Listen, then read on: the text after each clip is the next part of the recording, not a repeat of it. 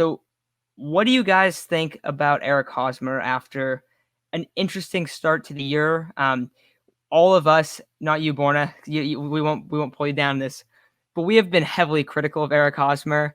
I know that Chase has never been a fan of the signing, and we get very frustrated. We said that we didn't like him batting cleanup. Today he bats 5, has a big hit, and we've seen him almost exclusively in that 4 or 5 spot every night.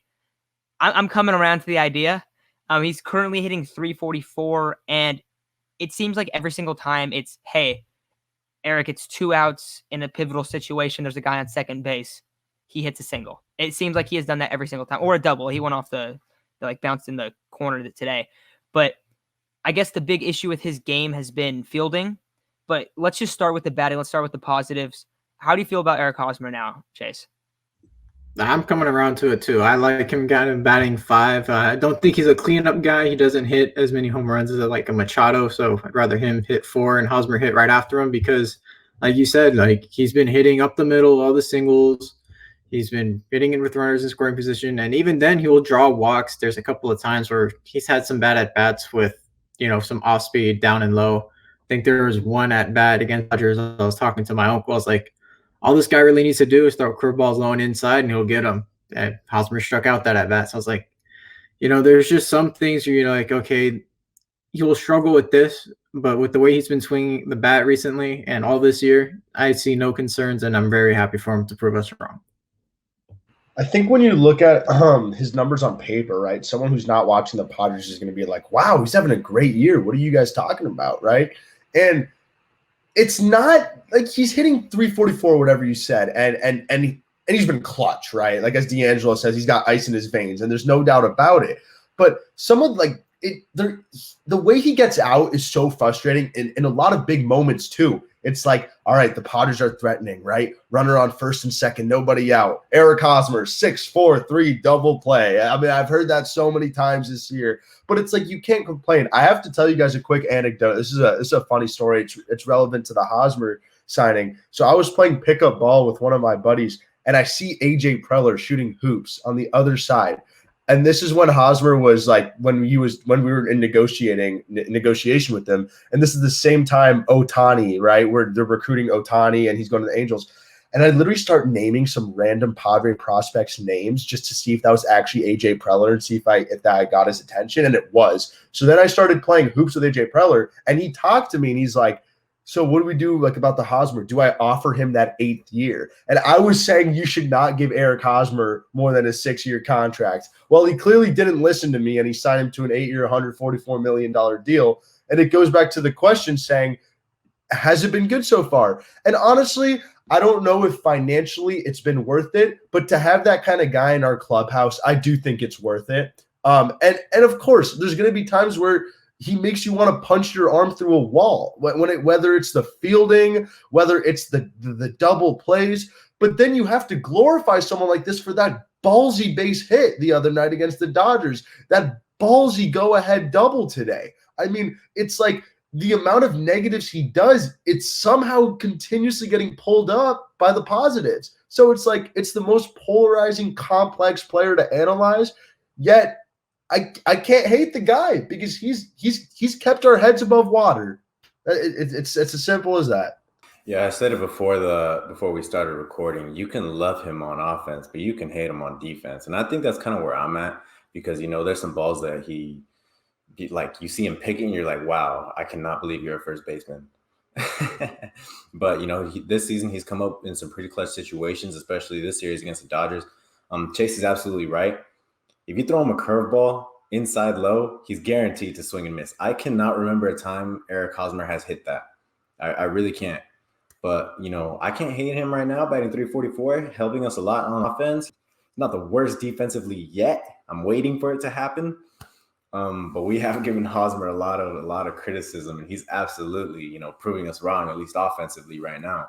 We're very happy to see, if we're wrong about a player on our team, it's not the end of the world. We love it. We want to be wrong, especially if it's criticized the way we have. We want to be wrong. So props to Eric Hosmer. He's balling out right now. And I think the reason I don't like Hosmer all that much, or at least, maybe I am warming up to him, but I didn't, is because of that whole Dodgers thing where we grounded out into a double play in the bottom of the 9th. And we're losing. But that's, he's coming around and I'm coming around on him. So very happy to see it. You can situationally use Eric Hosmer. And what I think is going to kind of happen with him, and I think that we've slowly started to see him kind of getting shifted into this role. I think he's going to probably be the Padres' 5 or 6 hitter.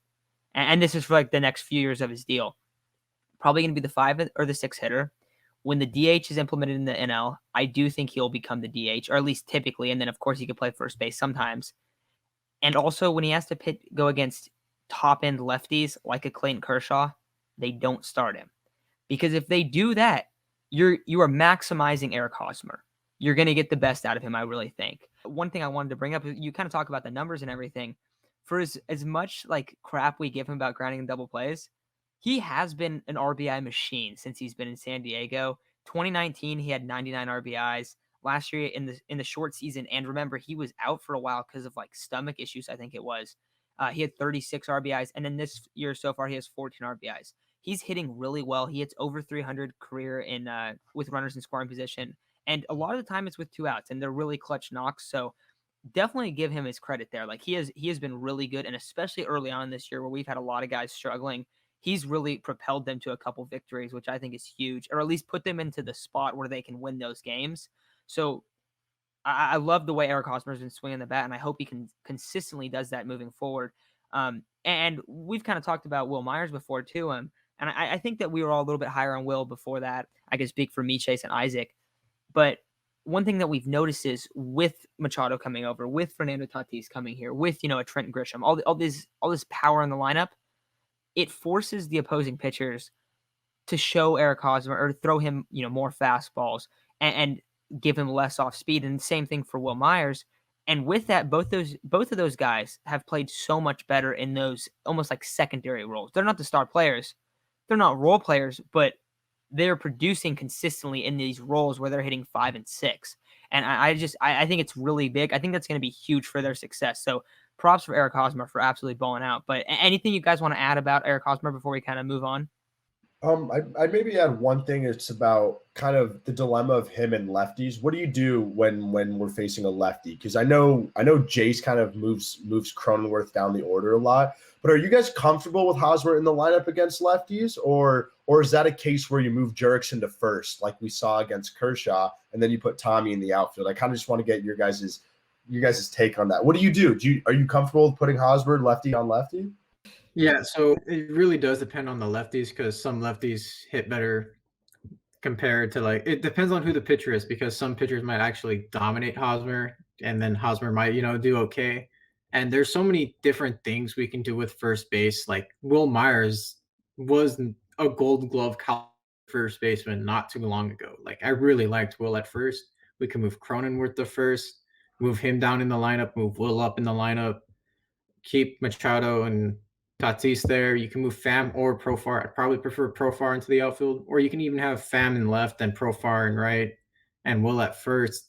Because right now, I feel like Will's probably a better first baseman than Profar is. And with the way that Tatis has been struggling, I'd prefer Will being there because he's more of a brick wall and lengthier guy than Profar. So if he needs to jump up to get a ball that Tatis is throwing over or pick a ball, I'd much rather see Will doing that than Profar. And Cronenworth, I'd rather see Will there than Cronenworth. I like Cronenworth at second base. So I'd rather see Pham in left and Profar in right in that situation. It does definitely depend. I think not only on his, the pitching matchup, but if he's hitting like this, the way he is right now, even if it's a lefty, I really don't want to take him out of the lineup because especially with how we've had so much struggles in terms of driving runs in, and he's been the constant and a guy that's been driving runners in. So yeah, he does struggle a bit against lefties, but maybe you can move him down to 5 or 6 and still have his presence in the lineup, but I actually want Cronenworth to consistently bat 1, 2, or 3, even if it's a lefty, because his lefty numbers aren't even that bad. They're actually pretty good if you look at lefty on lefty matchups. It's definitely a confusing thing to tell with Eric Hosmer. Definitely depends on the matchup. If you're facing Kershaw, you don't want him in the lineup, but it's something we're going to be seeing down the road, and hopefully we get an answer for that soon. So just to look at the numbers real quick, this year Hosmer against lefties is hitting 357 in 14 at bats. He has 5 hits, 2 doubles, and a home run. So he started out pretty good against lefties. I still agree though, like if you're going up against a Kershaw or someone like that, especially a guy with a dominant curveball, I don't think it's smart to play him those games. But if you're going against, an average starting left-handed pitcher, and he especially if he's playing really well, I don't think that should constitute like taking him out of the lineup. Maybe move him down a little bit, make some adjustments. We saw that with Trent Grisham a lot last year, where he was either first, eighth, or ninth, and that was it. And he'd hit first against all the righties, and then if it was a lefty, he'd be 8 or 9. And so I think that maybe bringing him some consistency will help too. Like, all right, man, like you're gonna hit almost against every single lefty. If it's a guy with a dominant curveball, we won't have you hit against them. And maybe it's that simple. Maybe it's something else, but it's really interesting to see how they utilize him, and especially how they utilize him moving forward too, because he has a lot of years left on his deal. And I don't know. I'm just wondering like how he'll look like down the road, where maybe he becomes a more like hit oriented player, where he's a DH, or maybe he doesn't even play first after a while. But lefty on lefty, he has been improving, and I think he even had better numbers in 2020 than he did in 2019. So always promising to see that. But I think that'll do it for Eric Hosmer.